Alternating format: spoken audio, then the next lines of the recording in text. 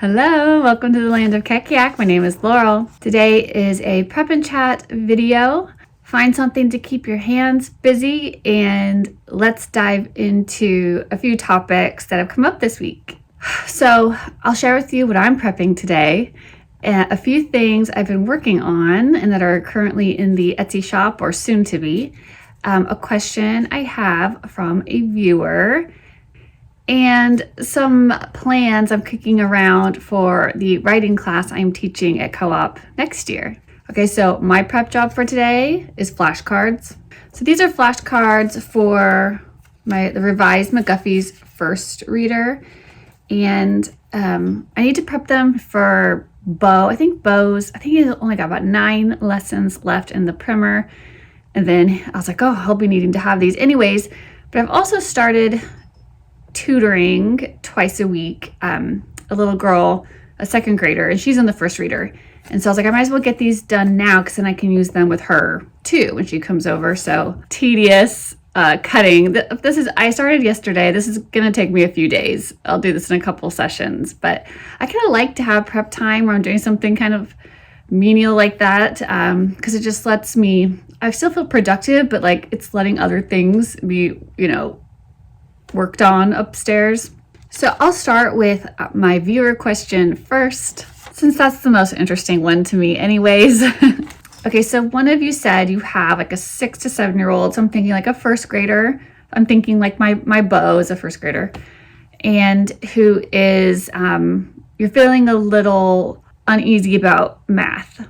I'm not a math expert, but I will, like if you were my friend and you were over here in the schoolroom with me and we were just chatting, like this is what I would tell you. So since math has taken kind of 2 different directions with my 3 boys, my oldest, he started out in public school.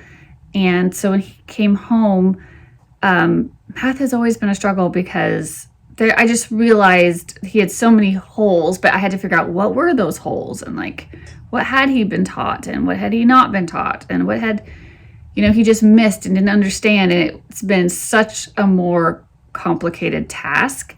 So first of all, the fact that you have your 6 or 7 year old and you are with him from the beginning, like you're already in my book doing the right thing and on a better track for success. With my younger 2, who I had home the whole time, I did a really strong focus on number sense in the early years, since that's what I felt like my older son did not get from his public school education.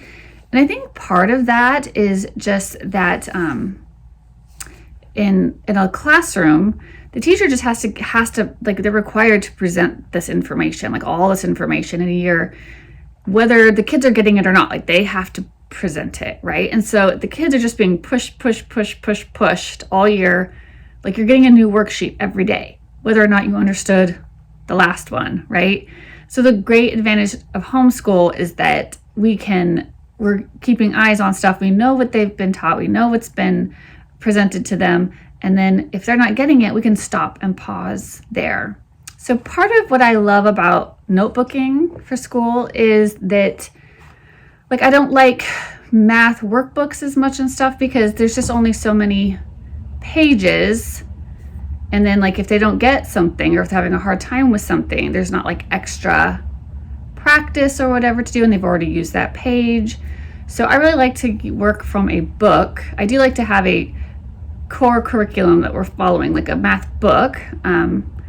We're almost done with Number Stories book 2 for my first grader, and we do his work in his notebook, right? On his math pages. That way, if he is having a hard time with the concept or if he needs more practice, we just stop there in the book. And even if we like the next day completely redo that whole lesson, we like redo the same problems, it's just a new fresh piece of paper and we don't need to worry about erasing or being able to see old answers or anything like that. So I like notebooking for that reason because it makes it convenient for me to pause wherever we need to pause. Also, once I catch that he's not catching on to something, or he needs more practice on it, or if he just missed a lot of them or something the previous day, then I also, I think I shared this recently, I have like a stack of worksheets, right? There's different times that I have used different sets of worksheets. I think that from kindergarten to first grade, we've just done a ton of math facts, right? Because what I really am trying to get them to do is to just automatically know those addition and subtraction math facts very quickly.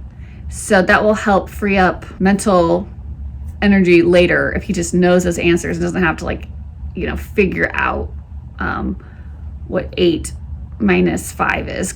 If he just automatically knows, then that gives him more mental desk space for multi-step math problems. When I was talking to my friend who's helping me with math with my oldest right now, she's a math teacher. She said that the vast majority of errors in math are just arithmetic errors.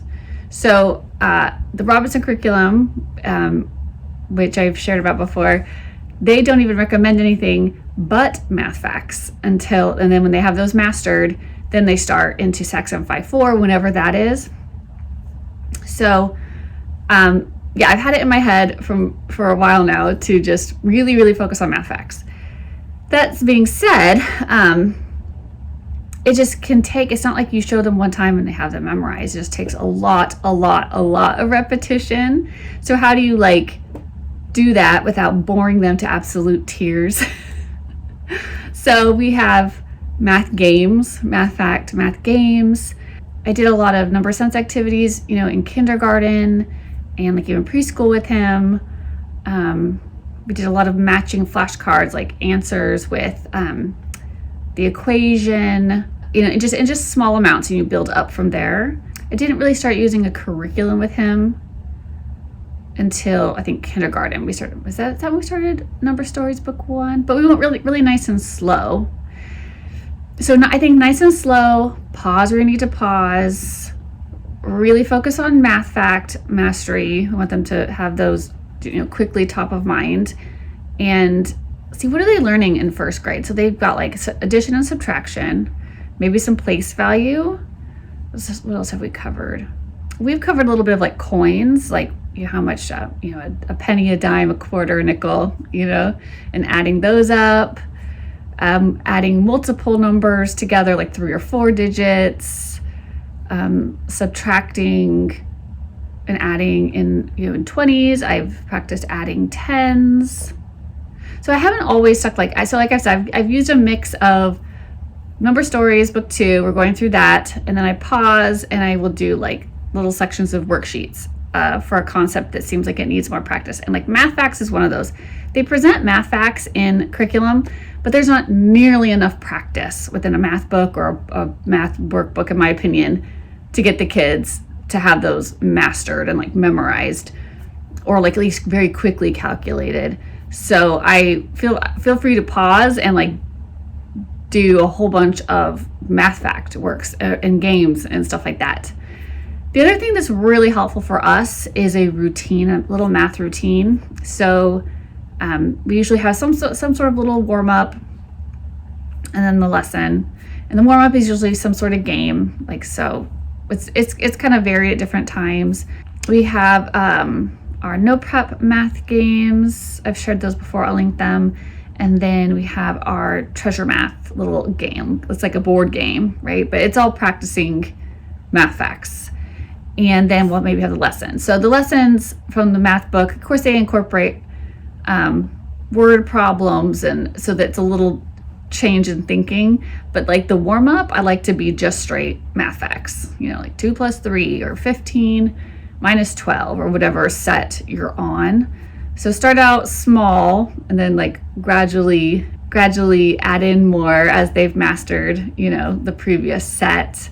But yeah, I know you said it's not a race, so no need to rush, and don't stress them out, and just be positive, and just, every day we're going to do math. So just keep going, I also think it's normal for kids at this age to be testing their boundaries with us. What can they get away with? How much can they push back? How much attitude can they get away with? I don't know about what your child is like, but I know that I know that I have to be Sometimes I have to be more strict than I want to be. Like, I want to be more laid back, but like, you're giving me some guff. So I have to stand up to my children and not let them dictate the day. That being said, so, it's time for math. It's time for math, and there's no complaining. We're just going to do it. I do keep an eye on, like, how are they doing that day? Like, how long of a lesson can they handle? Are they frustrated? So I don't push them to the point of being overly frustrated, like sometimes you're like, that's good. That's enough for today. Good job. Go play, Some other things, sometimes I think that dead time kind of like, sometimes you're stopping and you're looking in the book, or like sometimes I'm trying to be helpful and I'm like, here, let me write, because we work from a book a lot of times and not necessarily from a worksheet. So I'm like writing maybe in some of the problems for him so it goes faster, because it takes him forever to like copy problems, right?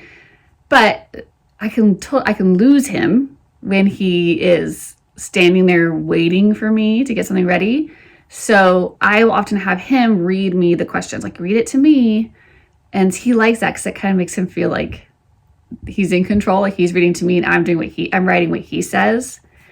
He also likes to correct his own work. He likes to get to use a special pen, right? Like a special colored pen or something. And he loves getting a sticker or something like that, or a star or a stamp on his math assignment at the end. So lots of positive reinforcement and little things. I think little novelty things like fun pens and stickers and stuff like that can make things really fun. For our like coin practice, I bought some, I'll link them for you. I just got them on Amazon, but they were coin stickers. So he liked when we'd be doing some practice with adding change or whatever, he could put the stickers on next to the correct number and stuff like that. So make it fun, right? But simple, but fun. You don't want to like make it overly complicated. Also, like back to number sense, did you start with like manipulatives? Like you probably did, but like, a concrete, like did he really make that connection with numbers? So like we loved using, different things for counters. I have a whole little series on using the abacus. We use the abacus, and that has been super helpful for us. There is I will link for you a universal math screener. So I printed off some of the pages for the grade 1, the fall assessment. So this particular screener, I think it's from like kindergarten through 6th. They have screenings, and this is screening for number sense. And they would do them like fall, mid-year, and end of year, whatever. I just printed out the fall one. So you'd have like just a little screener. It's just a single page. It's not hard, right? And it would even come with like a script for you to read and tell you exactly how to administer the screening. You'll need like some counting objects in 2 different colors, so just anything. And then they even have like these little cards that you can print out and cut out for them to administer the screening test with. So they have things on there like they're looking for grade 1 fall. This is like beginning of the school year. Maybe I should have printed out the end of the school year one for you, but it's on there. They were asking things like starting from 1, I will tell you when to stop, right? And they want you to count. And then you stop them when they get to 22. Then you say, start counting again. This time, start at the number 28 and let them count up and stop them at 42, right? And then you'll note if they made mistakes or if they had a hard time or whatever. And they have them count by 10s to 100. They give them some single and double digit numbers and have them identify them. You're just saying, 8, 5, 12, right? Can they identify the number correctly? Adding and subtracting, put out 15 counters, have them count them out. So they have this little thing, like if they wanted to see if they could, without counting the objects, if they could add it in their heads. If you say, here's four counters, right? You put it down. Here's 4 blue counters, and then cover it up.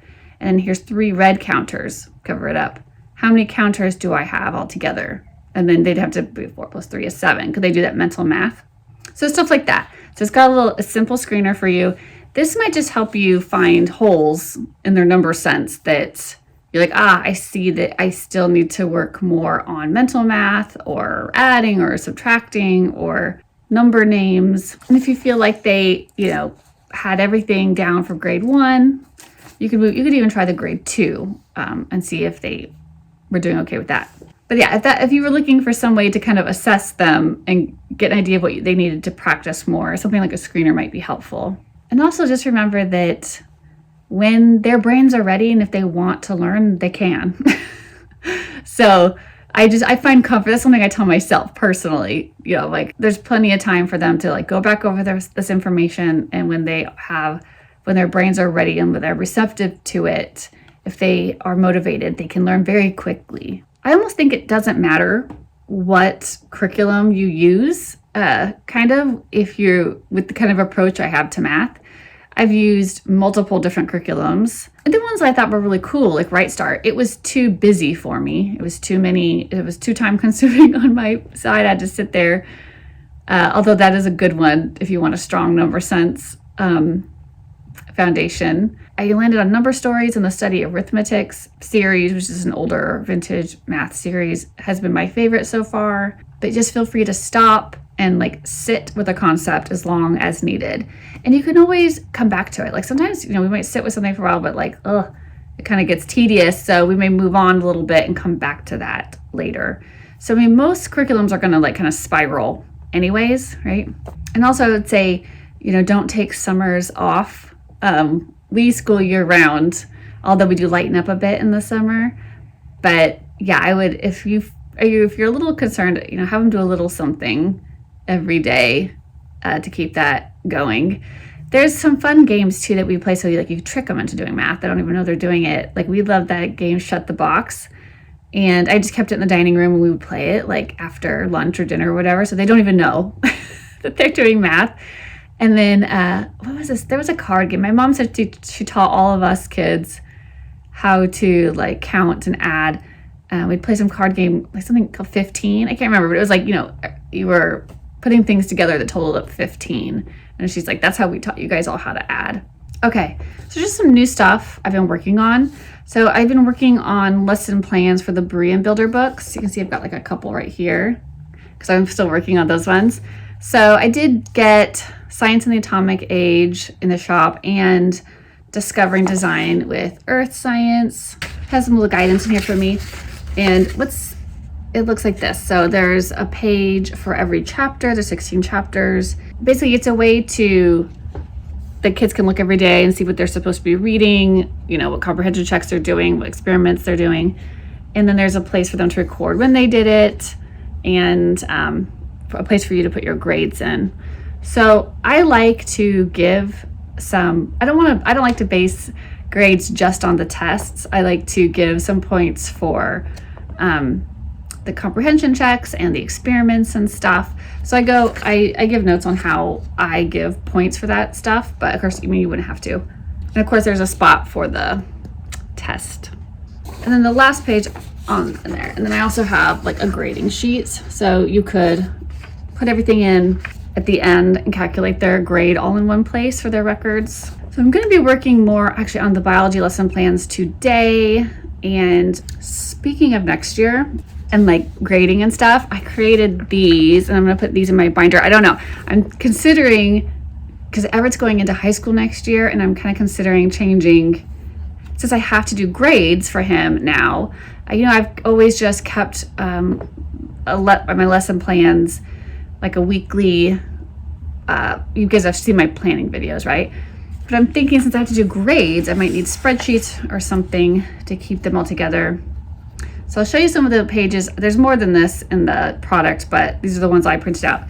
Here is just a blank one, right? So, but the ones that I'm gonna I think use for his classes. Here's his elective. It's a church history class, and it's 36 weeks. So it's like 5 days a week. So I alternated the colors so I could kind of group them together by week. And there's like 9 pages total for the 36 weeks. But there's just a simple place to put the date, the assignment, or the exam, points earned, and the added points possible. So that'll make it really easy for me to record at the end of the week everything he's done and his grades for them and keep up to date on that, so I can give him a final grade at the end. So for him, okay, so this is his elective one. This is what the math looks like. His science, his literature and composition, history, for his German and PE. I signed him up for PE at the co-op, and so he'll do something, whatever, on Thursdays at co-op, but I will have him just log I'm gonna have him do like some kind of activity, a workout, whatever. We'll make probably a weekly plan for that, and then we can log it here for him, because he's still gonna have like a certain amount of hours, right, to get credit for PE. So we needed a place to document that. So those are my new sheets. I'm really excited to use them. I really liked, my favorite part was picking out the colors. The last thing I've been working on today, and I'm thinking about for the upcoming year, is actually not anything I'm doing with my own children, but it's the writing class I'm teaching at co-op. So I taught this year, and I already got some changes and things I want to do differently for next year.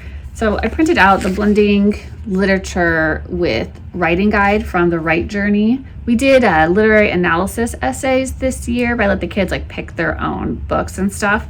But I'm thinking next year that I'm gonna pick, I think maybe 4 books, like 1 per quarter, for co-op that the kids will read together and write essays on. So I've been kicking around ideas what I should have them read, since it's it can be anywhere from 7th grade through high school in there. I'm trying to decide what would work for everybody. I was thinking Treasure Island. I was thinking that's one that would be fun to read together and to analyze. But yeah, that's what I've been doing some research, right? And looking into ideas about slow reading more, with a group. If you guys are interested in the topic of slow reading and you want a more in-depth video from me on that, let me know below. Just say slow reading or any other questions that you have, and I'll make those videos for you. Also, speaking of next year, I did put out I updated my student planners, and this is Everett's for next year.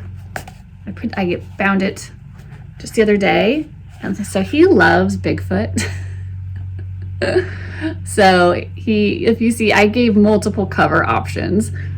This is the one he wanted. So if you get this planner and your son likes Bigfoot, or your daughter, you can thank Everett for his input on that. But I'm gonna show you what's in here, because I'm thinking he's been using his student, his to-do list, which has been working pretty well.